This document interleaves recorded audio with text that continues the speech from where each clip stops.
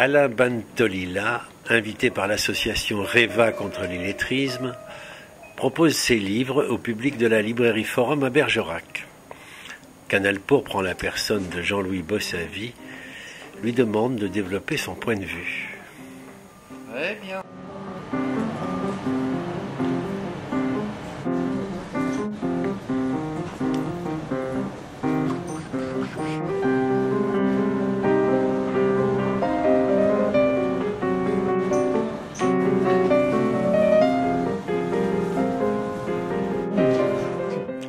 Monsieur Bantolila, bonjour. Vous êtes ici donc à Bergerac, la librairie Le Forum, où vous êtes venu dédicacer votre dernier ouvrage au tableau Monsieur le Président, avec un grand point d'exclamation. En plus, on sait qui c'est. Absolument.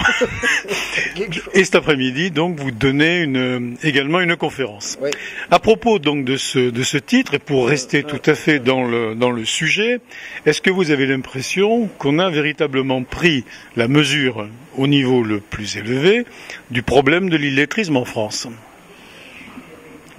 On en parle, on l'évoque, on s'insurge, on crie à l'inacceptable, on cherche des boucs émissaires, mais véritablement on n'a pas pris, comment vous dire, on a pris la mesure en termes de quantité parce qu'on ne peut pas faire comme si on ne savait pas. Ouais. Et la mesure c'est quoi aujourd'hui? La mesure c'est 10,5-11% de jeunes entre 16 et 25 ans qui sont en situation d'illettrisme sérieux et pour vos téléspectateurs, j'expliquerai quand même que l'illettrisme c'est quoi? C'est être incapable de lire un petit texte de 6 à 7 lignes et d'en tirer parti pour faire quelque chose, soit une réponse, soit un acte, qu'il soit administratif ou social. Bon, donc ça veut dire qu'on est sacrément handicapé quand on est en situation de difficulté de cet ordre. Ça n'est pas de l'analphabétisme. Tous ces jeunes qui sont, ou l'immense majorité de ces jeunes qui sont dans ces difficultés-là, sont des jeunes qui ont passé 14-15 ans à l'école. Ils ont peu appris, mal appris, mais ils ont passé du temps dans le système scolaire. L'analphabétisme, c'est une autre affaire. L'analphabétisme qui ne concerne que très peu de gens. Hein. Notre président hier se recueillait devant la statue de Jules Ferry. Jules Ferry, fin du 19e siècle, a fait passer l'analphabétisme qui en France à l'époque était de 50%. Imaginez, il n'y a pas si longtemps que ça finalement, hein. 50%, aujourd'hui l'analphabétisme au sens vrai du terme, c'est-à-dire incapable, si vous voulez, de déchiffrer un mot et d'en comprendre le sens, un mot isolé, c'est un peu moins de 1% de la population des jeunes de 18 à 25 ans.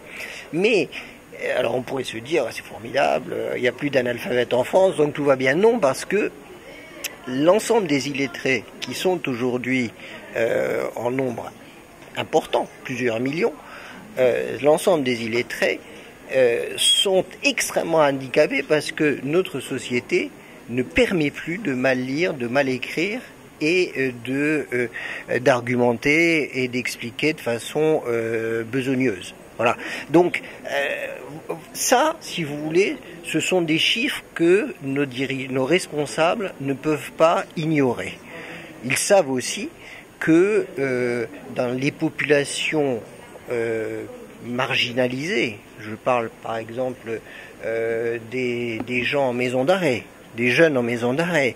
Ces jeunes en maison d'arrêt sont, chez eux, il y a 2 fois plus d'illettrés que dans la population générale. Dans la population des bénéficiaires du RMI, RSA, on a environ 2 fois et demi plus de gens en difficulté. Alors que signifie l'insertion? Que signifie la formation quand vous avez un nombre tellement important parmi ces jeunes déjà marginalisés qui sont incapables de lire et d'écrire et donc qui arrivent en formation et qui ne peuvent pas en tirer parti? Voilà, si vous voulez, des choses qui sont importantes. Que dire encore? Peut-être ajouter quelque chose que les gens ne savent pas.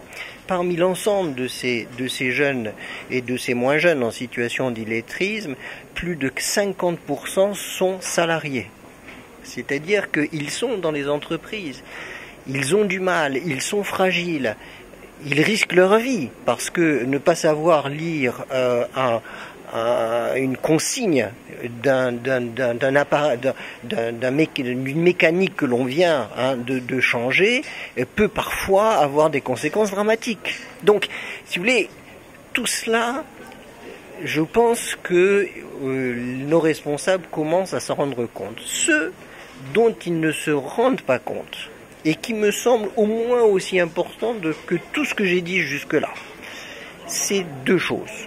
La première, c'est que quand on est en situation d'illettrisme, c'est-à-dire quand on n'a pas les mots pour dire le monde, quand on ne peut pas organiser ses phrases, alors on est aussi incapable de questionner le discours et les textes des autres. J'ai fait paraître il n'y a pas très longtemps dans La Croix un article qui a fait un peu de bruit et qui s'appelait « De l'impuissance linguistique à l'endoctrinement », où je disais en fait ce que je vous dis là. Je disais finalement, vous savez, une des conséquences de l'illettrisme en France, c'est cette incapacité de mettre en cause, de réfuter, de refuser lorsqu'il faut refuser. On ne refuse pas toujours. Il ne s'agit pas de dire qui que ce soit qui me parle, je refuse. Non, mais analyser, être capable d'avoir le sens critique suffisant pour ne pas se laisser embobiner, parce que les mots sont là, manipulés. Quand on est faible linguistiquement, alors on est crédule, on est vulnérable. Et cette vulnérabilité est terrible. Regardez par exemple, la question des révolutions arabes. Les révolutions arabes, bravo, tout le monde dit c'est merveilleux, moi le premier, je dis c'est formidable, révolution arabe. Bon. Et alors, quand on s'est débarrassé des dictateurs, tout reste à faire. Parce que si on se débarrasse des dictateurs et qu'on n'a pas la force intellectuelle et linguistique, parce que la langue et la pensée c'est la même chose, si on n'a pas cette force-là pour refuser des dangers d'intégrisme, d'obscurantisme, etc., on va tomber sous le coup d'un totalitarisme qui est au moins aussi dangereux que celui qui était précédemment, c'est-à-dire du dictateur laïque. On tombera sous le joug du despote religieux après s'être débarrassé du dictateur laïque. Il faut faire attention à ça. Donc premier point, et ça je dis aux responsables, faites très attention, si vous ne veillez pas à ce que dans notre pays nos enfants apprennent à lire, écrire et à parler justement, alors vous allez les mettre en danger, parce qu'aujourd'hui il y a des discours et des textes qui leur sont adressés, très jeunes, mais aussi aux adolescents, dans la difficulté de l'adolescence, et qu'ils ne savent pas mettre en cause. Deuxième point, il faut se dire que quand on est en difficulté d'exprimer sa pensée, d'expliquer, alors on passe à l'acte violent beaucoup plus facilement. Ça, c'est un fait que les gens ne veulent pas regarder. La violence est la fille de l'insécurité linguistique et des difficultés. C'est-à-dire qu'en fait, si vous voulez, quand vous ne pouvez pas vous mettre en situation d'articuler votre pensée pour expliquer quelque chose à quelqu'un, lui dire pourquoi vous avez fait quelque chose. Vous êtes en face d'un policier, il vous accuse, vous avez la possibilité ou pas de faire en sorte qu'il puisse véritablement comprendre pourquoi vous avez fait cela, ou que vous ne l'avez pas fait, parce que vous n'étiez pas là, parce que. Et ce parce que là, c'est-à-dire l'explication des choses, quand on en est privé, alors ça exaspère. Et faute de pouvoir mettre en mots sa pensée, on passe au coup tout de suite. Donc, il faut faire attention à ça aussi. On ne peut pas se plaindre de la violence et ne pas comprendre que cette violence est la fille même de l'incapacité d'exprimer sa pensée. Donc, vous voyez, ce sont des choses qui sont essentielles. Je veux dire, il faut quand même se dire que l'illettrisme, ça n'est pas uniquement la question des fautes d'orthographe. Enfin, moi, j'aime pas les fautes d'orthographe, vous non plus, je suppose. Mais bon, ouais. Mais Mais si l'illettrisme, ça n'était que les fautes d'orthographe, je dirais, on en fait beaucoup pour pas grand-chose. Mais non, pas du tout. C'est bien autre chose. Bon, vous avez à peu près répondu à 14 des questions que je voulais vous poser. Je vais vous laisser aux signatures. Merci, monsieur Tolila.